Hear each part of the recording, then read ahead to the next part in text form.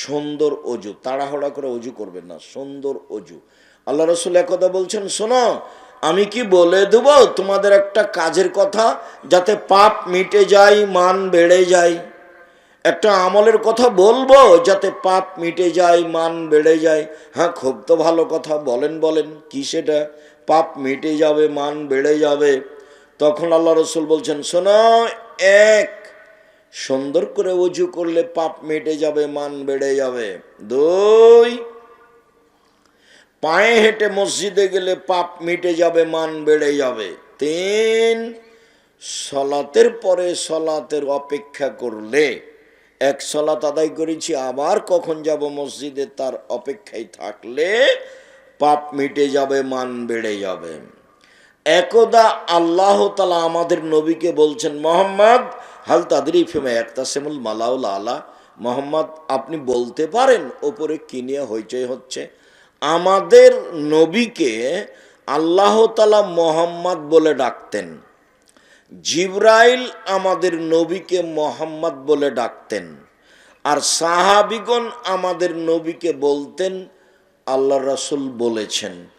আল্লাহ রাসূল আপনি এটা করবেন, আল্লাহ রাসূল দিয়েছেন, আল্লাহ রাসূল গেছেন, আল্লাহ রাসূল খেয়েছেন। সাহাবিগণ বলতেন আল্লাহ রাসূল দিয়েছেন, আল্লাহ রাসূল করেছেন। আর মোহাম্মদ বলতে, আল্লাহ বলতেন মোহাম্মদ, জিবরাইল বলতেন মোহাম্মদ। আর ভারত, বাংলাদেশ, পাকিস্তানের ওলামায়ে কেরাম, ফজলায়ে জামেরা বলছে হুজুরে পাক সাল্লাল্লাহু আলাইহি সাল্লাম, হুজুরে পাক। নামটাই বিদাতি। সবার মহাস্থানের পাশে বাড়ি, সবাই বা এরকম, বা আরো যত মহাস্থান আছে বাংলাদেশে, কত আছে তার কোনো হিসাব নাই। আল্লাহ তুমি মাফ করো, কবরের সাথে সম্পৃক্ত মানুষ। বলছিলাম, সম্মানিত দিনী ভাই বোন, সালাত ব্যতিক্রম ইবাদত। মোহাম্মদ বলতে পারেন উপরে কিনে হইচই হচ্ছে? হ্যাঁ বলতে পারি। কি বলতো?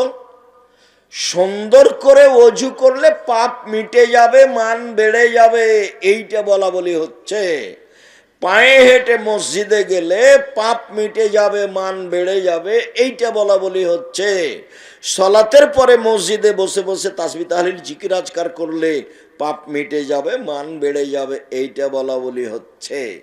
তারপরে আল্লাহ রাসূল বলছেন, এখন ফাইন ফালা আশা বেখাইরিন ও মাতা বেখাইরিন, এই লোক যদি মরে যায়, মরে যাওয়া ভালো। এই লোক যদি বেঁচে থাকে, বেঁচে থাকা ভালো। এই লোক যদি মরে যায়, মরে যাওয়া ভালো। এই লোক যদি বেঁচে থাকে, বেঁচে থাকা ভালো।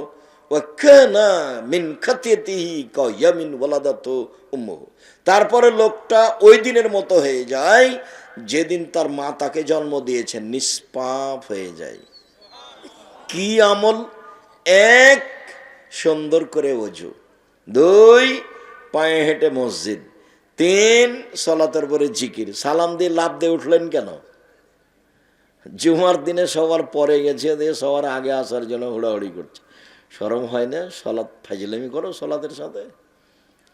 উমর রাদিয়াল্লাহু তাআলা বেঁচে থাকলে তোমাকে করে ঘর ধরে বসিয়ে দিত, আর শতকরা 95 জন 98 জন বক্তার আজীবন জেল হতো, কেউ বাইরে থাকতো না। বক্তৃতা একটা পেশার মধ্যে চলে এসেছে। শেষে চলে আসলাম। রাসূল সাল্লাল্লাহু আলাইহি ওয়াসাল্লাম বললেন, সাল্লু কামা রাআইতুমুনি উসাল্লি। সময় কত?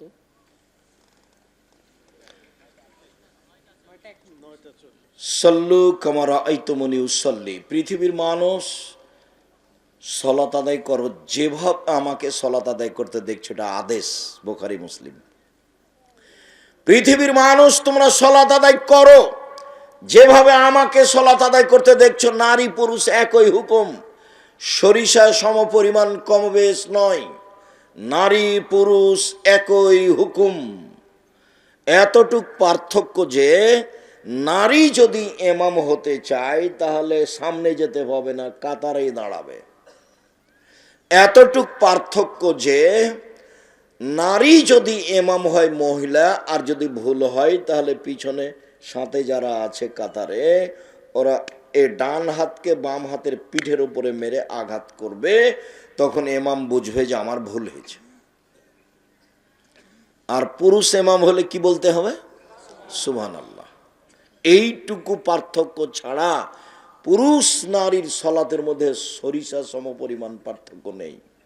সাল্লু কামা রাআইতুমুনি উসাল্লি। পৃথিবীর মানুষ যেভাবে আমাকে সালাত আদায় করতে দেখছো সেভাবে করো। আব্দুর রাজ্জাক সাহেব, নবীকে এখন বেঁচে আছেন যে কাবা ঘরে গিয়ে দেখে আসবো?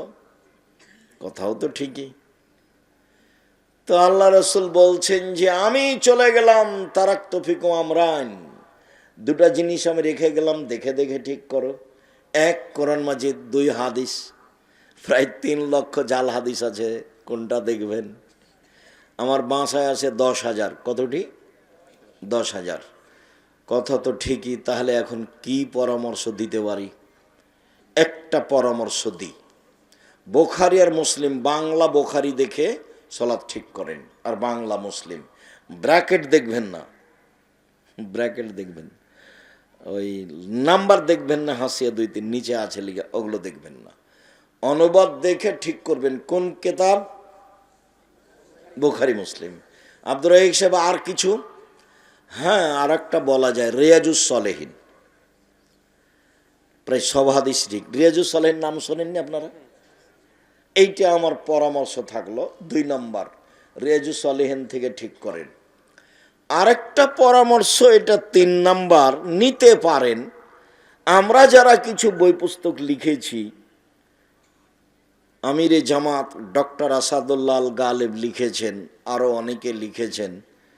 আমিও ভাঙাচুরা করে, ছেঁচড়া মেছড়া করে, কোনো রকম করে চাঁপাইনবাবগঞ্জের ভাষাতে আপনি যেন পড়লেই বুঝতে পারেন, একটুকু যেন অস্পষ্ট না থাকে, তাই একবারে হাতে নাতে, কি ওকে বলে, খড়ি, হাতে খড়ি দিয়ে অক্ষরে অক্ষরে হুবাহু রাসূলের হাদিস দিয়ে সালাতটা বাস্তবায়ন করেছি। তার নাম রাসূল সাল্লাল্লাহু আলাইহি সাল্লামের সালাত বনাম প্রচলিত সালাত। এটা আমার পরামর্শ। 1 নম্বরে কি দেখতে বললাম? বুখারী মুসলিম। 2 নম্বরে রিয়াজুস সলেহিন। আর 3 নম্বরে পরামর্শ থাকলো, আমাদেরটা দেখতে পারেন, খুব সহজ সরল করে চাঁপাইনবাবগঞ্জের ভাষাতে লেখা আছে, একবারে হাতে নাতে সুন্দর করে, বুঝতে একটুকু অসুবিধা হবে না, কঠিন মনে হবে না। যেভাবে বক্তব্য শুনছেন কাছাকাছি এইরকমই। 1 বছর একদিন একটা লোককে দেখতে দিয়েছিলাম, তো বলছে আমি সময় পাইনি আপনার বই দেখার। তখন আমি বলছি, হ্যাঁ, চাঁপাইনবাবগঞ্জের ভাষাতে লিখব, যা হবে, মানুষ বুঝলেই হলো। মানুষ, আমি যেটা বলতে চাচ্ছি সেটা মানুষ বুঝলেই হলো। দেখেন, ভালো হবে। অন্য পদ্ধতিতে সালাত আদায় করে সালাত হবে না, দুনিয়া একদিকে গেলেও হবে না। সবাই যদি কাবা ঘরে গিয়ে 3 ফুট পর পর দাঁড়াই, তো রাসূলের পদ্ধতি নয়। 3 ফুট পর পর দাঁড়ালে আল্লাহ রসুলকে আবার দুনিয়াতে আসতে হবে, এসে বলতে হবে, পৃথিবীর মানুষ, করোনা টরোনা যাই হোক, এখন তোমরা 3 ফুট পর পর দাঁড়াতে পারো। আর যেহেতু কিয়ামত পর্যন্ত তিনি আর কোনোদিন আসবেন না, কাজে এটা হবে না। আল্লাহু আকবার, সালাতে দাঁড়ানোর সময় এরকম করবেন না, আল্লাহু আকবার, এটা বাতিল। আল্লাহু আকবার, এটা করবেন না, এটাও বাতিল। আল্লাহু আকবার, এটা করবেন না, এটাও বাতিল। কি করতে হবে? কাঁধ সামনাসামনি, আল্লাহু আকবার। আর একটু, অনেক হাদিস, কানের লতি সামনাসামনি, একটু উঁচু করেন 2-3 ইঞ্চি, আল্লাহু আকবার।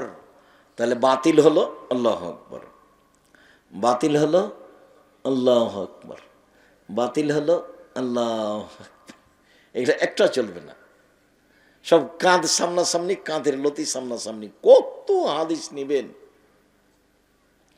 আল্লাহু আকবার বলার পূর্বে পেশাব পায়খানার কাজ থাকলে সেরে আসবেন, সুন্দর করে ওযু নেবেন। পেশাব পায়খানায় বসার সময় বলবেন, বিসমিল্লাহ আল্লাহুম্মা ইন্নী আউযু বিকা মিনাল খুবুসি ওয়াল খাবায়েস। তাহলে শয়তান লজ্জা স্থান দেখতেও পাবে না, ক্ষতি করা তো বহু দূরের কথা। উঠার সময় বলবেন গোফরানাকা।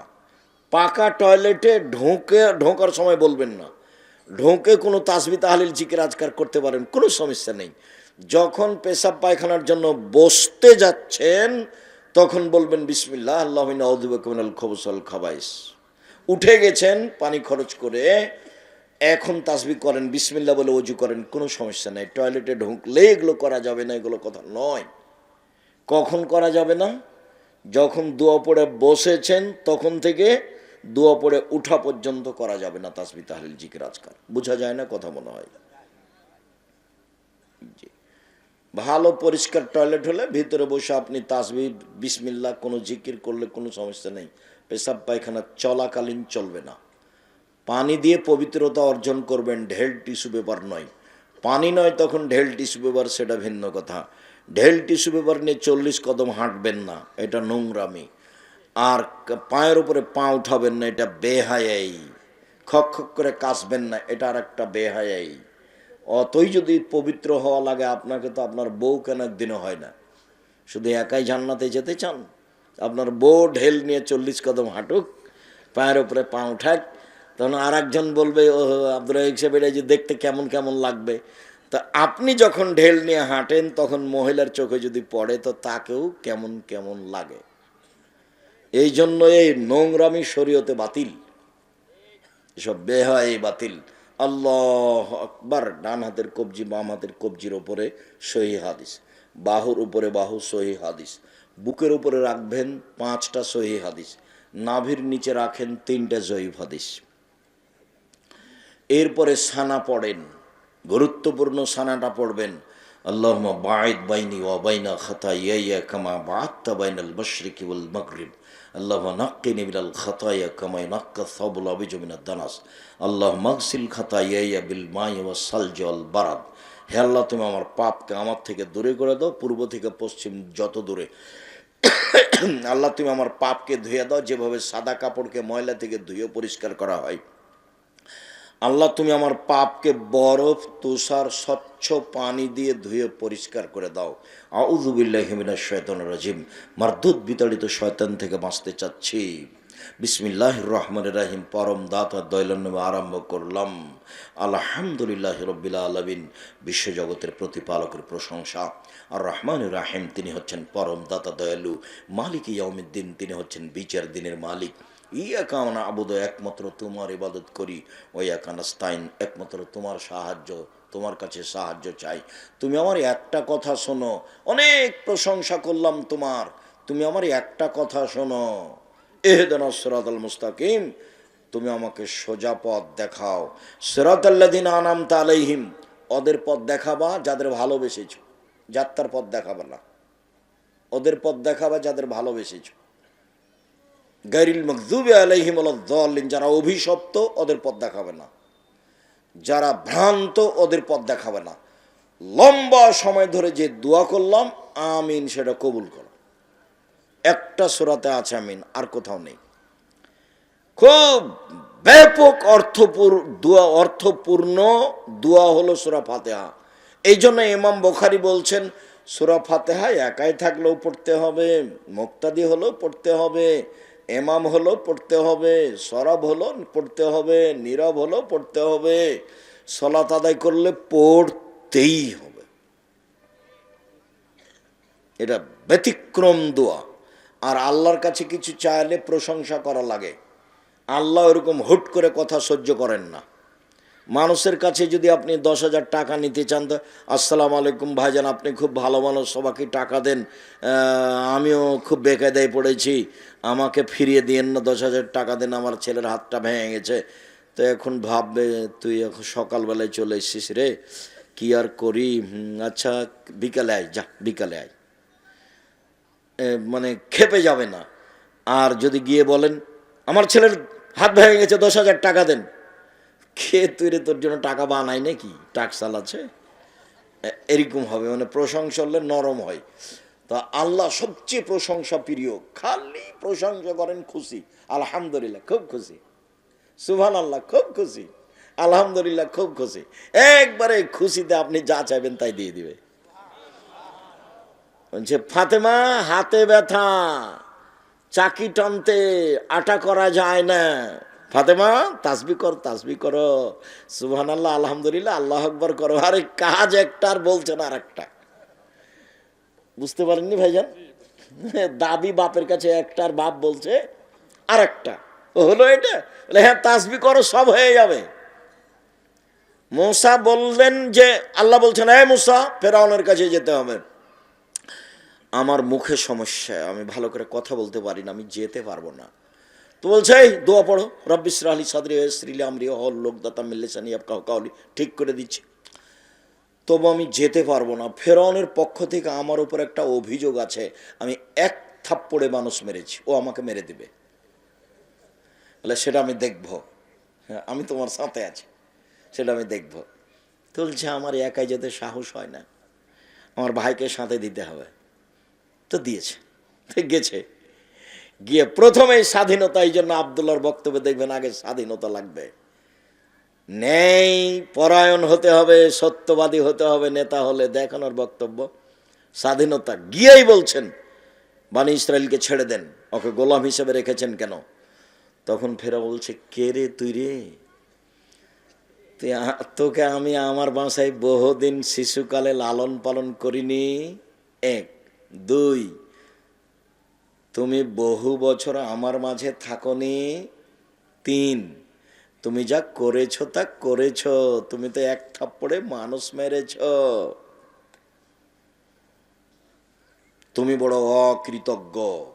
তখন মুসা বলছেন জি, আমি এক থাপ্পড়ে মানুষ মেরেছি, তখন আমি ভুল পথে ছিলাম, আপনার ভয়ে আমি দেশ ছেড়েছি, আমার প্রতিপালক আমার প্রতি দয়া করেছেন, আমাকে জ্ঞানে গুণে পূর্ণ করেছেন, আমাকে নবী করেছেন, তুমি আমার প্রতি অনুগ্রহ করেছ, বাল্যকালে লালন পালন করেছ, লালন পালন করে তুমি খোটা দিয়েছ, তুমি বড় অকৃতজ্ঞ স্বৈরাচার, সীমা লঙ্ঘন করেছ। মুখের উপরে বললেন মুসা। তখনই ফেরাউন গরম হয়ে গেল, একটার পর একটা পদক্ষেপ নিল। মুখের উপরে বললেন স্বাধীনতা লাগবে, নেতা হবেন মিথ্যা কথা বলে, ওটা হবে? আর একজনের অধীনে থেকে নেতা হওয়া যায়? মুসা আলাইহিস সালামকে আল্লাহ মুসা বানাবেন, সেই জন্য ওই মিশরের সবচেয়ে বড় মানুষের, ধনী মানুষের বাড়িতে রেখেছেন। কার বাড়িতে? ফেরাউনের বাড়িতে। স্বাধীন চেতা মানুষ, লোক ফেরত দেন, বনি ইসরাইলকে ছেড়ে দেন। প্রথম কথায় তুই কে? মুসা নও তুমি? তুমি আমার বাড়িতে শিশুকালে ছিলে না? তোমাকে আমি লালন পালন করে, এলো খোটা, এটা একটু পরে মুসা আলাইহিস সালাম বলবেন এই তুমি আমাকে খোটা দিয়েছ, তুমি আমার প্রতি অনুগ্রহ করে খোটা দিয়েছ। বিসমিল্লাহির রহমানির রহিম, পরম দাতা দয়ালু নামে আরম্ভ করছি। কুল হুয়াল্লাহু আহাদ, হে নবী আপনি বলুন আল্লাহ এক, আল্লাহুস সামাদ, তিনি নিরপেক্ষ মুখাপেক্ষীহীন, লাম ইয়ালিদ, তিনি কাউকে জন্ম দেননি, ওয়া লাম ইয়াকুল লাহু কুফুয়ান আহাদ, তার সমকক্ষ কেউ নেই। আল্লাহু আকবার। ওই পর্যন্ত হাত উঠিয়ে আপনি রুকুতে যাবেন। রুকুতে যাওয়ার পূর্বে কয়েকটা কথা, হাত দুটি রডের মতো সোজা থাকবে, আঙ্গুলগুলো খোলা খোলা থাকবে, হাঁটু চেপে ধরে থাকবেন, মাথা উঁচুও হবে না নিচুও হবে না, একবারে সোজা হয়ে থাকবে পিঠের লম্বা হাতটা, হাত রডের মতো সোজা হয়ে থাকবে, হাত, মাথা উঁচুও হবে না নিচুও হবে না। বলেন সুবহান কুদ্দুসান রব্বুল মালাইকাতুর রূহ যতবার পারেন বলেন, সুবহান রব্বিল আযীম যতবার পারেন বলেন, সুবহানাজিল জাবরুতি ওয়াল মালাকুতি ওয়াল কিবরি ওয়াল আজমাত যতবার পড়েন বলেন, সুবহানাকা আল্লাহুম্মা রাব্বানা ওয়া বিহামদিকা আল্লাহুম্মা গফিরলি যতবার পড়েন। 3 বার 5 বার 10 বার একটাও ঠিক নয়, যা পারেন পারেন, এ না হলে একবার করে চলে যান, যে যত পারে। এক সাহাবী বলছেন আল্লাহ রাসূল রুকুতে ছিলেন সূরা বাকারা পড়ার সমান। নেন তাহলে রাসূল সাল্লাল্লাহু আলাইহি ওয়াসাল্লাম কত লম্বা সময় রুকুতে ছিলেন। এবার উঠেন সামি আল্লাহু লিমান হামিদা, ওই পর্যন্ত হাত উঠিয়ে হাতটা একবারে সোজা ছেড়ে দিবেন, একবারে আর বুকে মাপবেন না, সোজা ছেড়ে দিয়ে বলবেন সামি আল্লাহু লিমান হামিদা রব্বানা লাকাল হামদ হামদান কাসিরান তাইয়িবান মুবারাকান ফি।